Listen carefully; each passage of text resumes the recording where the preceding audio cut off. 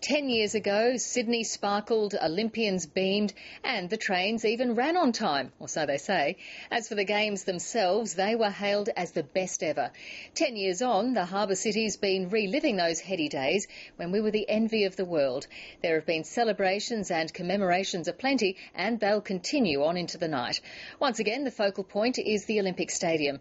Our sports correspondent Peter Wilkins is there. Wilco. Juanita, the overwhelming feeling today, apart from a sense of reflective euphoria, was one of, gee, was it 10 years ago? The volunteers arrived, they gathered in their pristine suits. The athletes, they were there strongly throughout the course of the day. School children received an Olympic education. The officials revelled in the memories, and some of those athletes who celebrated today looked like they could go around again.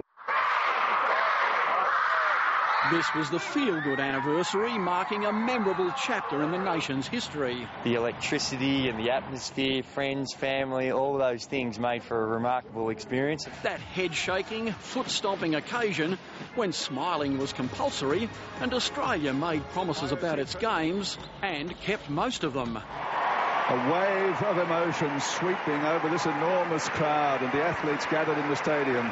The best Olympic Games ever. 10 years ago, some of these school children were barely a whisper in their parents' ears. Today, 1,200 of them got the chance to taste the Olympic spirit. I'm excited to be here. It was a priceless opportunity to mix it with Olympic legends. These Olympic novices weren't much younger than Nikki Webster when she charmed the world. Some Australian gold medalists won their place in history, and their memories of Sydney's Olympic epicentre remain strong. Thorpe winning, that was all inspiration for us. All the athletes in the village were inspired by everything that 17-year-old did. Cathy Freeman's 400 metres.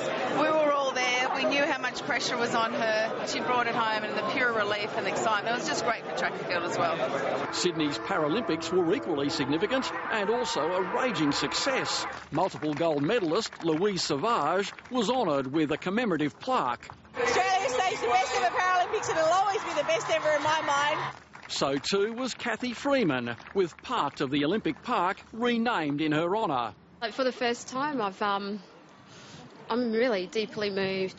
The London Games boss hasn't forgotten Sydney. I've never seen a city embrace a Games in the way that Sydney did. Yes, it was a day to revel in past glories and revive that spirit. Or just say hello to some old mates. The flame for Sydney and Australia reignited 10 years on.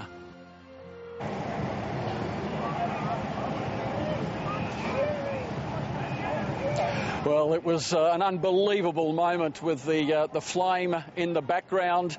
John Paul Young has just simmered down. The party is still going on, but I'm joined by a man who really lit up the show back in 2000. Ian Thorpe, today it's been pretty unique, hasn't it? It hasn't been the rabid celebration of 2000, but more a warm reflection. Yeah, I think it is. It's been a very warm reflection of what happened 10 years ago, and I think it's important for us to look back at what was a wonderful time in our history.